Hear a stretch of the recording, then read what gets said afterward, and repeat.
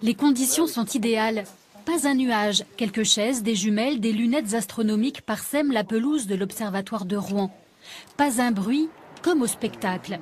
La pleine lune est sur scène. Elle est à son périgée, c'est-à-dire au plus près de la Terre.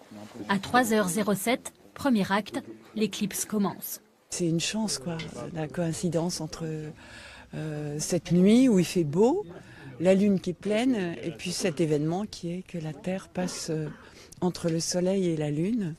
On a l'alignement entre le soleil, la Terre et la lune qui est parfait, et la lune est en train de passer dans le cône d'ombre de la Terre. Ce qui ne se passe pas à chaque lunaison, parce que l'orbite de la lune est inclinée par rapport à l'orbite de la Terre autour du soleil, et la plupart du temps, l'ombre de la Terre passe au-dessous ou au-dessus de la lune. Tous ici sont heureux d'avoir eu le courage d'interrompre leur sommeil.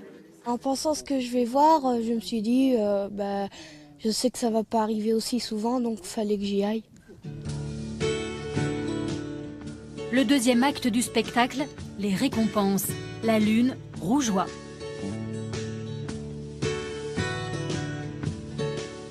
Elle prend la couleur de l'automne. Quelques rayons du soleil se réfractent dans le haut de l'atmosphère terrestre. Les rayons rouges éclairent la surface de la lune. C'est magnifique. En plus, moi j'aime être dans la lune, alors j'y suis presque.